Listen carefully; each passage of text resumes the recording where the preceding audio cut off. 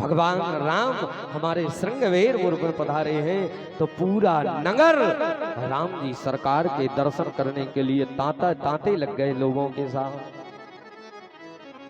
सुबह से लेकर के शाम हो गई, गुहिराज के नगर के प्रत्येक नर नारी बालक वृद्ध वनिताएं सभी राम दर्शन के लिए जाते हैं, लेकिन साहब एक आदमी राम दर्शन करने के लिए नहीं गया।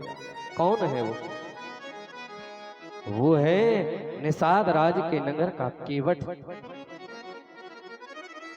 केवट की पत्नी भगवान के दर्शन करने गई, लेकिन केवट नहीं गया। केवट की पत्नी कहने लगी अपने पति से, बोले प्राणनाथ आप में विवेक आए तो आए कहां से, क्योंकि आपने पढ़े लिखे तो आप है नहीं। केवट कहने लगा ऐसे दुस्तर वाणी क्यों बोल रही है? बोले आप में क्या पागलपन छा गया है महाराज? पूरा नगर बाल वृद्ध वनिताएं सब राम दर्शन के लिए राजा गुही के यहाँ पहुंचे और आप भर नहीं गए, अभी भी कुछ नहीं गया। जाओ चले जाओ भगवान के दर्शन कराओ।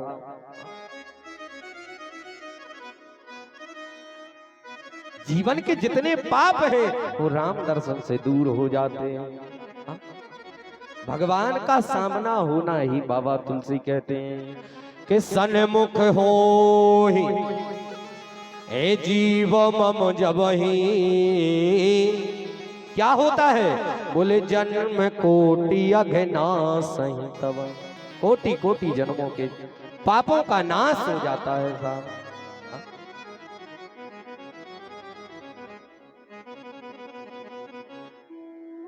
पागल हो महाराज क्या? जाओ। केवट कह लगो हमने जा पे। बोले का है? बोले को लग रहा हो लेन में दर्शन करवेगी। और अब तुम का कह रही मैं को आए? बोले भगवान। हाँ बोले यदि कहूँ भी भगवान हुई तो इतना यहाँ है हमें दर्शन देवी। का हमेशा भक्त ही जात भगवान के थे। भगवान हो भी आओ चज्जे कबू कबू भक्तों के हुई में भगवान। केवट की पत्नी कहने लगी इनसे तो बहस करना ही बेकार है। वर्णन आया निषाद राज गुह्य रात्रि कालीन भगवान को फल इत्यादि पवा करके सेवा करते हैं। राम जी सरकार निषाद राज से कहते हैं निषाद।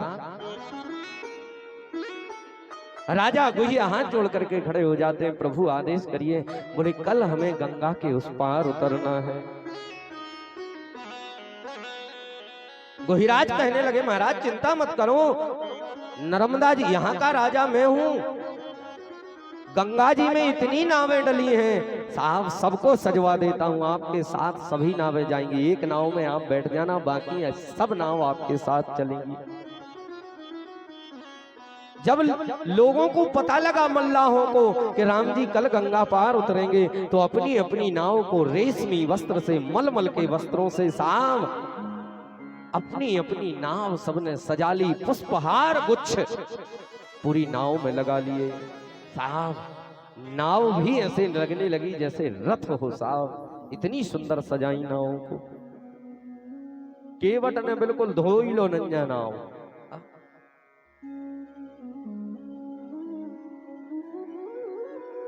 अर्धरात्रि में केवट उठा, राम जी के दर्शन करने नहीं गया, निषाद राज गुह्य से मिलने गया। निषाद राज गुह्य के पैर पकड़े, कहने लगे राजन। गुह्यराज कहने लगे केवट बोल इतनी रात में क्या बात है? क्या राम दर्शन को आया है? दिन में समय नहीं मिला? बोले नहीं राम दर्शन को नहीं आया, आपसे मिलने आया। गुह्यराज तो खुश थे ही, कहने लगे केवट मेरे द्वार पर तो भगवान रुके हैं, बात क्या है बोल।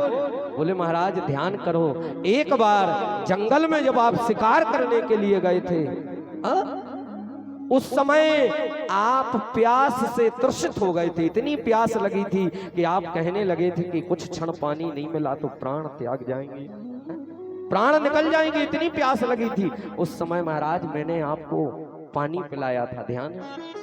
गुहिराज कहने लगे बिल्कुल ध्यान है। क्यों ध्यान करा रहे हो? बोले आपने उस समय मुझसे एक वरदान मांगने के लिए कहा था, कहा था कि नहीं? गोहीराज कहने लगे बुआ मांगने तुम्हें? अरे हम आए थे तो भगवान आए, एक तो ठीक है, जब हमने एक कही थी अब तुम दो मांग ले, दो नहीं कर ले। केवट कहने लगो दो नहीं चाहिए, फ्री को नहीं, तुम तो ये कही जो तुमने कही थी, और हमने कही थी जब समय आया है तो मांग ले। अब आ गया समय।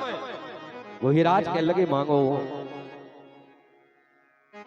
तो बोले एक काम करो, कल पूरे नगर आ जाई, पूरे ब्रह्म मुहूर्त में पूरे नगर में ढिंडोरा पिटवा दे कि सबकी नावें बंद रहे, केवल केवट की चल है गंगा और कोई की नहीं।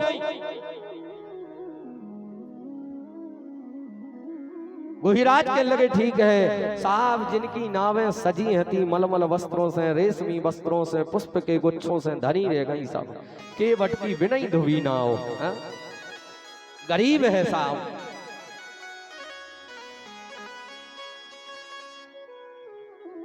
वर्णन आया,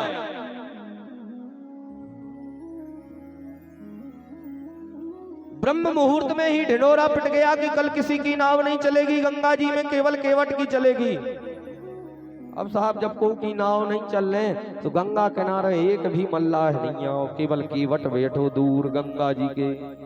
राम जी सुबह सुबह अपनी नित्य क्रिया करने के बाद स्नान आदि से निवृत्त होकर के गंगा किनारे पहुंचे, और गंगा किनारे पहुंच करके क्या बोले, लखन यहां तो एक भी मल्लाह नहीं दिख रहा, नावें तो बड़ी सजी हैं, पार उतरने के लिए तो दूर केवट बैठो। तो बोले महाराज भैया दूर एक मल्लाह दिख रहा है।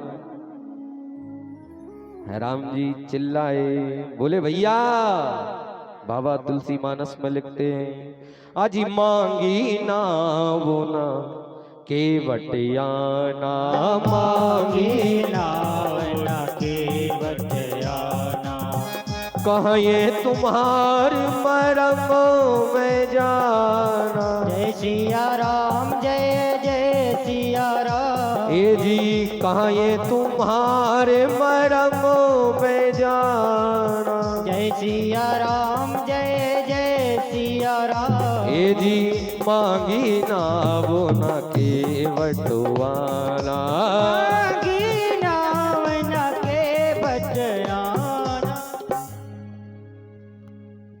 राम जी चिल्ले आ रहे हो भैया केवट आओ, केवट सुना ही नहीं रहो। बोले अबे टेम नंजा। राम जी कहने लगे भैया हमें जल्दी पार उतरने हैं। बोले जल्दी पार उतरने कहाँ के आओ? लक्ष्मण जी कहने लगे तो किराए से मतलब के पूरा पता पूछे, का लेने देने कहाँ के आओ? केवट कहने लगो इतनी न चिल्ले आओ, चले जाओ हम नहीं उतार रहे पार। राम जी कहने लगे लक्ष्मण तुमने बोलो बात बिगड़ जे।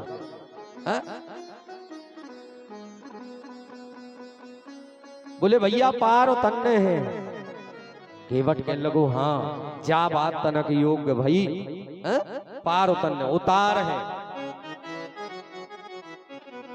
मनो एक काम करने पर पहले राम जी कहने लगे भैया जल्दी जाने हैं, बिल्कुल कोनो काम ने करवाओ, हमें तो पार उतार दे। केवट कहने लगो नहीं ऐसे थोड़ा उतार दे। बोले फिर कैसे उतार है?